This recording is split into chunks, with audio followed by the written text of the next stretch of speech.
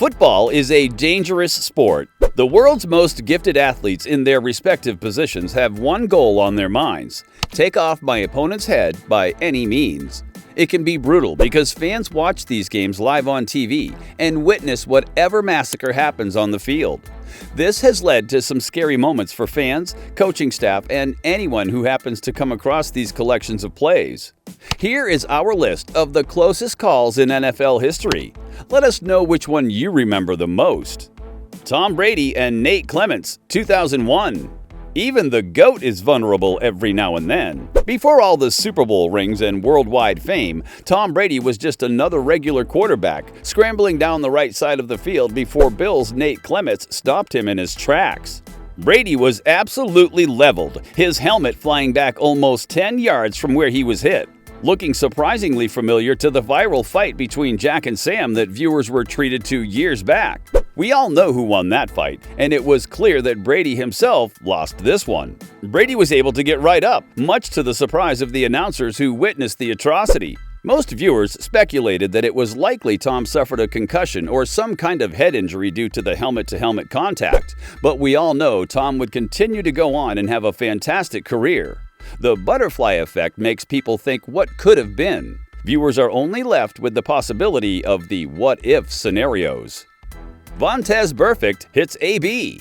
Vontaze Burfict has made a name for himself by making dirty hits.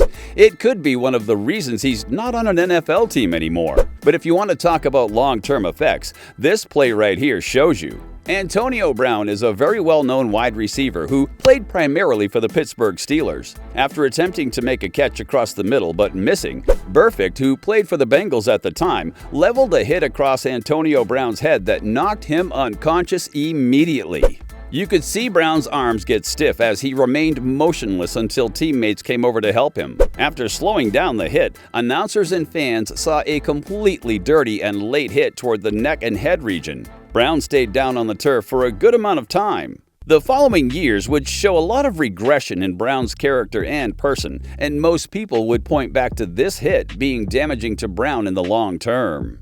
Kiko Alonso on Joe Flacco. Every fan base loves to see their offensive line protecting their quarterback at all costs. We tend to see this more often when there's a big hit, legal or not, on the quarterback.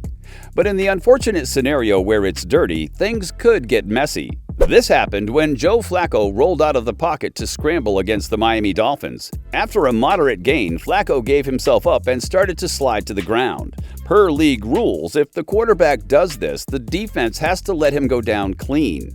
Taking hits as you're getting low to the ground can be very dangerous. In Flacco's case, Kiko Alonso lowered his shoulder and hit Flacco right in the head and neck area. Flacco's helmet flew off and he appeared very dazed. As the announcers shout, a fight breaks out as Ravens players stand up for their QB by hitting Alonso. As officials attempt to break up the skirmish, Flacco is led off the field, looking very confused and unsure of his whereabouts. Taking hits in the NFL is very dangerous, even more so if you are a defenseless player, which is what made this cheap shot so shocking. Drew Bledsoe. Drew Bledsoe had a promising future as a quarterback. Drafted number 1 in the 1993 NFL Draft, the young quarterback from Washington State hoped to put the New England Patriots back on track after a 2-win season. He would start strong and prove right away that he had talent. He made it to the Pro Bowl in 1994 after leading his team to a 10-6 record and even won the AFC Championship in 1995 before losing in Super Bowl 31 to the Green Bay Packers. Bledsoe continued to take steps forward while earning the trust and respect of his teammates and coaching staff.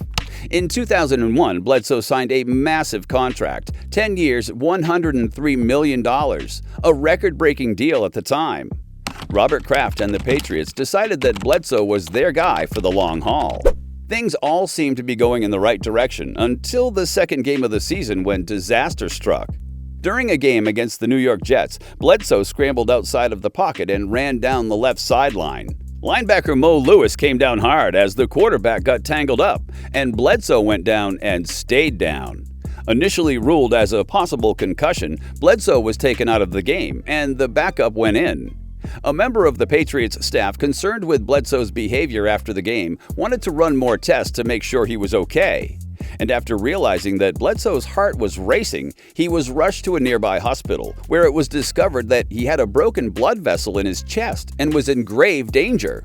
Bledsoe was taken into surgery, where after receiving the proper medical attention, he was able to make a full recovery. It was a very harrowing moment that reminded the world of how dangerous the game of football really is. And as fate would have it, Bledsoe's backup, Tom Brady, would go on to have a pretty decent career.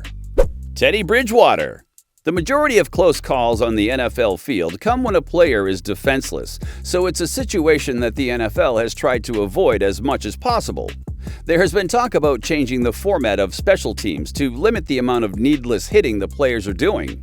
Offensive and defensive rules have changed. However, one of the biggest changes over the years is the amount of protection quarterbacks get. The position is one where you find yourself defenseless a lot, or getting hit from your blind side. And being a crucial position in the game, the league tries to protect its quarterbacks.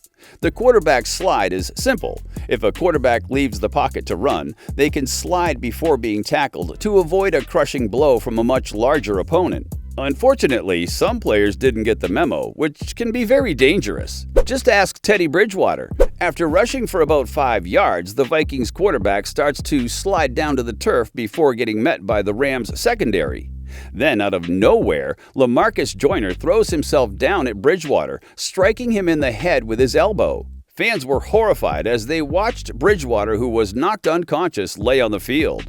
Mike Zimmer, Vikings head coach, was seen screaming at the opposing sideline, as it was a very unnecessary and dirty play by LaMarcus Joyner.